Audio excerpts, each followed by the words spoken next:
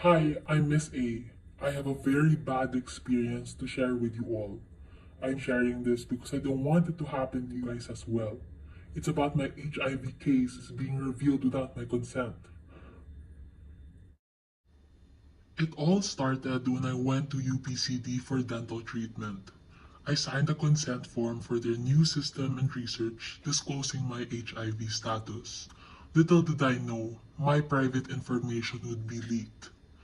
The clinician left my record unattended and my acquaintance saw it. Without bad intent, this person shared it with close friends, and soon my status was all over social media. Feeling devastated, I filed a case against UPCD for breaching confidentiality. I also denied fully consenting to the digital conversion of my records as the consent wasn't properly explained to me. Hi everyone! So we have been tagged and mentioned by a lot of you regarding this matter. To Miss A, we are very sorry that you are going through all of that. We're here to express our opinions about this and somehow dissect the situation for better comprehension. Our main focus for today's video is to identify all of the possible legal violations committed in this scenario and present legislations that may have been violated. The legal violations of this includes a breach of confidentiality. Patient confidentiality is a cornerstone of healthcare ethics and is considered a serious violation. Employees must refrain from sharing patient information with unauthorized individuals, including coworkers, friends, and family members. Private discussions about patient information should be limited to medical personnel and conducted in secure private spaces. Second, lack of proper training. Properly trained employees are the first line of defense against privacy violations. Regular training sessions should be conducted to keep employees informed about policies and security controls, reducing the likelihood of inadvertent mistakes. Now, to aid in the understanding of the situation further, here are the legislations relevant. Number 1.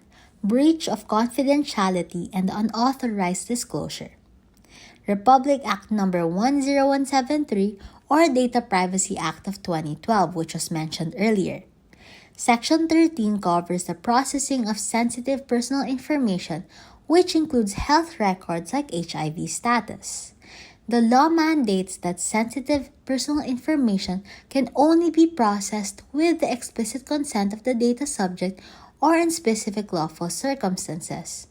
In this case, the exposure of Ms. A's HIV status to Mr. B and consequently to others constitutes a violation of the obligation to protect sensitive personal information. Under Section 16, Ms. A as a data subject has the right to be informed about how her personal data will be processed and to provide explicit consent. She also has the right to be provided with all relevant information about how her data will be used, transferred, and secured. The claim that the consent form was not properly explained indicates a potential failure to obtain valid informed consent. Section 20 outlines the responsibilities of personal information controllers, such as the UPCD, in ensuring the security of personal information. The failure to secure Ms. A's paper records and prevent their exposure to others violates the requirement to protect sensitive information from unauthorized access. Under Section 32, the unauthorized disclosure of sensitive personal information without the data subject's consent is penalized. The clinician's failure to protect Ms. A's information and its subsequent exposure to Mr. B, leading to the social media post, constitutes unauthorized disclosure, making the institution liable for this breach. Number 2. Violation of HIV-related confidentiality protections. Republic Act Number 11166 or Philippine HIV and AIDS Policy Act. Section 44. This law provides strict protections for individuals living with HIV, It explicitly mandates that information related to a person's HIV status must be kept confidential and can only be disclosed under specific circumstances, such as with the explicit written consent of the person. In this case, Ms. A's HIV status was improperly exposed to others without her consent, which violates this provision. Section 45. Confidential HIV and AIDS information may be disclosed without consent only under specific exceptions. A.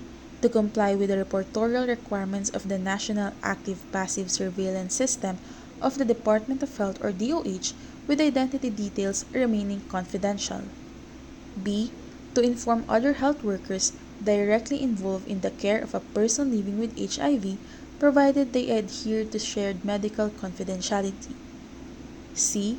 In response to a court subpoena with strict procedures to maintain confidentiality, including sealed records and anonymous handling during judicial proceedings.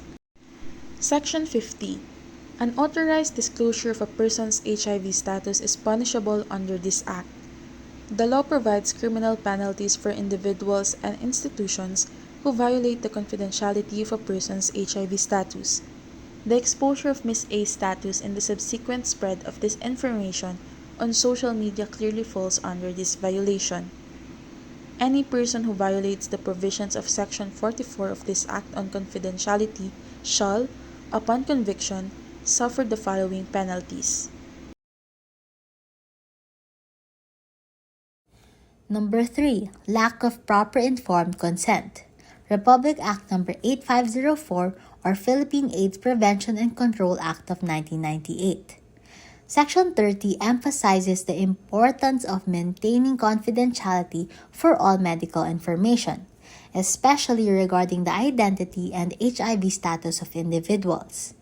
It mandates that health professionals, medical instructors, and other custodians of medical records strictly observe confidentiality.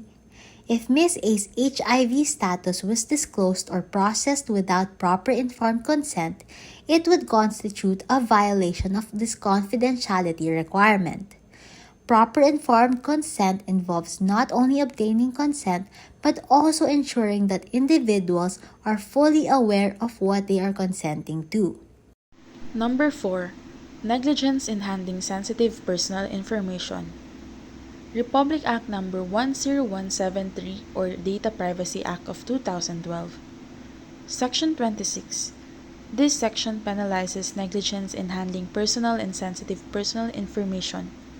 In this case, the clinician's careless handling of the paper record, which allowed the patient's sensitive information to be exposed, could be considered a violation under this section.